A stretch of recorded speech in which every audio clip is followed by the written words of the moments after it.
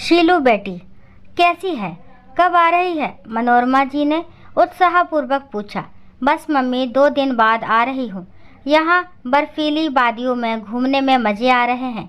बहुत ही अच्छा लग रहा है। वापस आने का मन ही नहीं कर रहा है।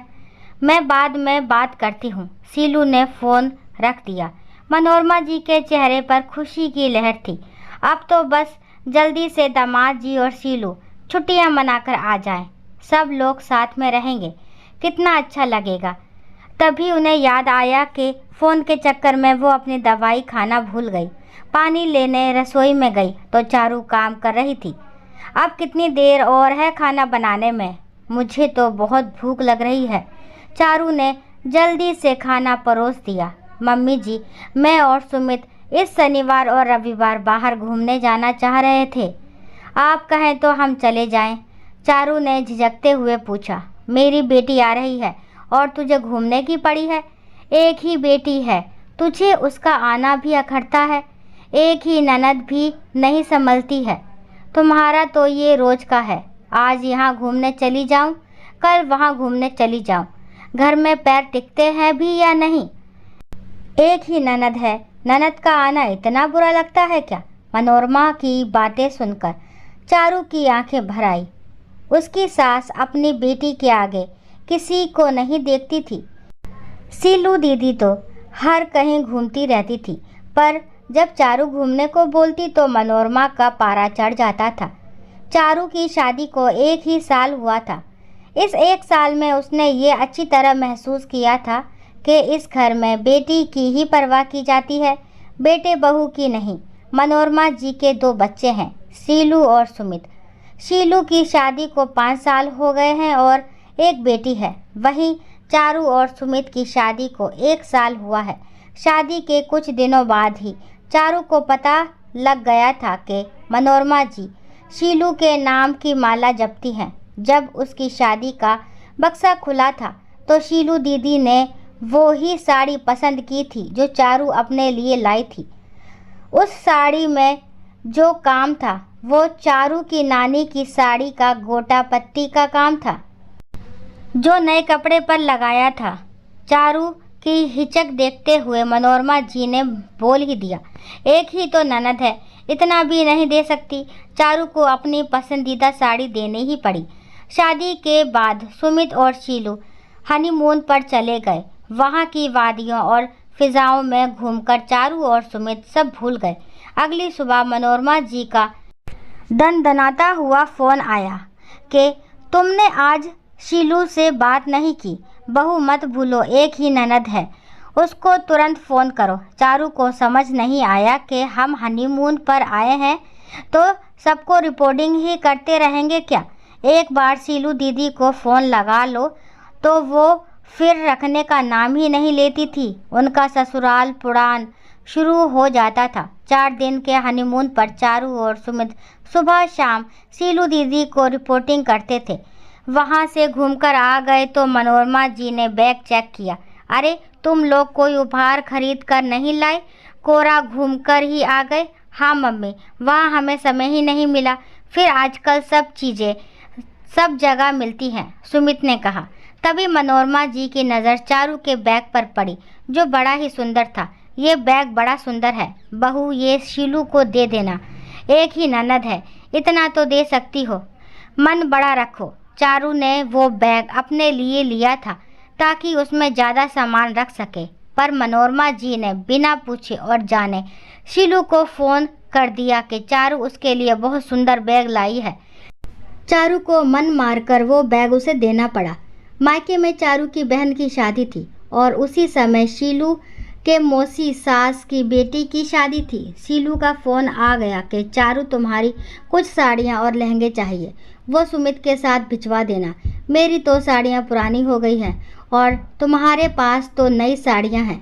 शीलू दीदी, मुझे भी शादी में जाना है और आप जिन साड़ियों और लहंगे की बात कर रही हैं वो मैंने पैक कर लिए हैं। आपको दूसरी चाहिए तो मैं सुमित के साथ में भिजवा देती हूँ।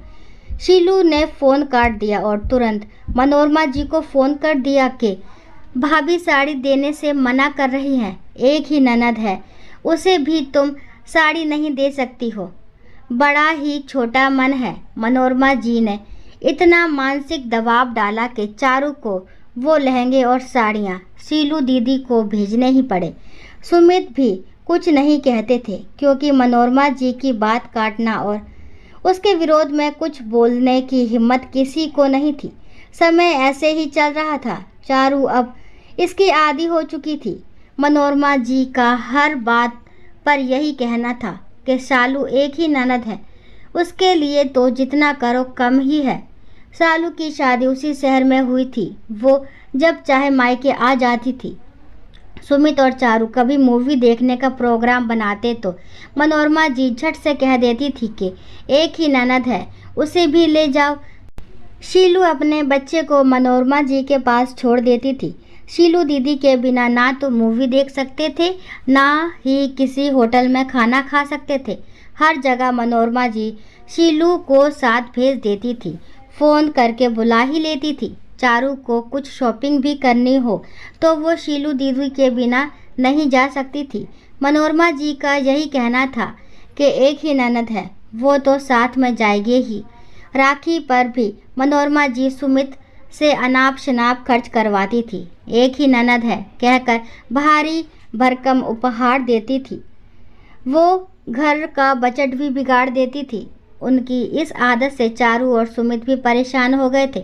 हर शनिवार और रविवार वो अपनी बेटी और जवाई को बुला लेती थी। सुमित और चारू की छुट्टियां बस उनकी खातिरदारी में ही निकलती थी। दोनों को अपने लिए जरा भी समय नहीं मिलता था। परिवार और रिश्तेदार जरूरी थे, उन्हें भी समय और सम्मान देना चाहिए, पर इतना भी नहीं कि अपनी व्यक्तिगत जिंदगी ही कुछ ना रहे। अभी शीलू दीदी घूमने गई हुई थी तो चारू का भी मन था कि वो भी सुमित के साथ कहीं घूमकर आ जाए। अभी तो बच्चे भी नहीं हैं। बच्चे होने के बाद कुछ समय जा नहीं पाऊंगी। चारू ने अपनी परेशानी अपनी मम्मी को बताई तो मम्मी ने कह दिया कि जैसे सास कहे वैसा ही कर ले। रात भर चारू सो नहीं पाई। आखिर कब तक वो अपनी इच्छाओं की बलि देती रहेगी? अभी तो वो सब सहन कर रही है, आगे उसकी संतानों को सहना पड़ेगा।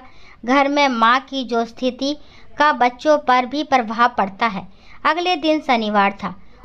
उसने रात को पैकिंग कर ली और सुबह जल्दी उठकर तैयार हो गई। आज महारानी कहाँ जा रही है? सुबह ही तैयार हो गई। मम्मी जी, मैं और सुमित घूमने जा रहे हैं। चारू ने कहा, तुम्हें मना किया था ना? शीलू कभी भी आ सकती है और तुम दोनों घूमने जा रहे हो। एक ही ननद है, उसके लिए रुक नहीं सकते? मम्मी जी, माँ के लिए तो बच्चे बराबर ही होते हैं। ये अच्छी बात है, आपका मन शीलू दीदी में है, पर आप ये भूल रही हैं कि आपके एक बच्चा और है। आप हमेशा शीलू दीदी की खुशियों के ही बारे में सोचती हैं, कभी अपने बेटे और बहू के बारे में सोचा है?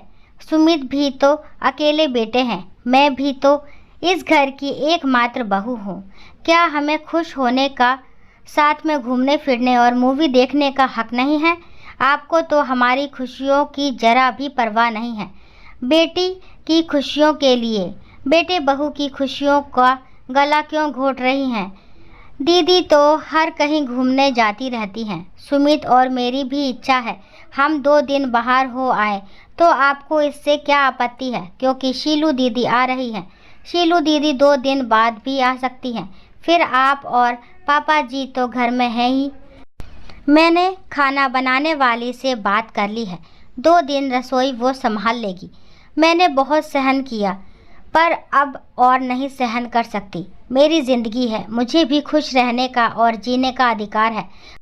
हम दोनों की तरफ से रिश्ते निभाने में कोई कमी नहीं है, पर जब रिश्ते हम दोनों पति पत्नी के रिश्ते पर हावी हो जाए, हमें हमारे लिए समय नहीं मिले तो बोलना ज़रूरी हो जाता है। शीलू दीदी का मैं हमेशा मान सम्मान करूँगी, पर सुमित और अपनी खुशियों का गला भी नहीं घोटूँगी। मनोरमा जी कुछ नहीं कह पाई। चारू और सुमित पैर छूकर घूमने चले गए। दोस्तों, कई घरों में बेटी के लिए बेटे और बहू की खुशियों को नज़रअंदाज कर दिया जाता है। बेटी के लिए बहू को बहुत कुछ सहना और त्याग करना होता है। एक ही ननद है, ये तो मनोरमा जी ने कई बार सोचा और बोला था, पर एक ही बहू है, तेरे एक ही भाभी है, तुझे भी उसकी खुशियों की परवाह करनी चाहिए। ये बात मनोरमा जी ने कभी अपनी बेटी शीलू से नहीं कही। बेटी को प्यार करना और उसकी परवाह करना गलत नहीं है, पर उसके लिए बेटी बहू को तकलीफ़ देना, उनकी उपेक्षा करना भी सही नहीं। दोस्तों, आशा करती हूँ ये कहानी आपको ज़रूर पसंद आई होगी। अगर कहानी पसंद आती है तो प्लीज़ मेरे चैनल को लाइक शेयर सब्सक्राइब करना ना भूलें, और इस कहानी के बारे में आपके जो भी विचार है, जो भी कमेंट है, प्लीज़ कमेंट बॉक्स में ज़रूर बताएं।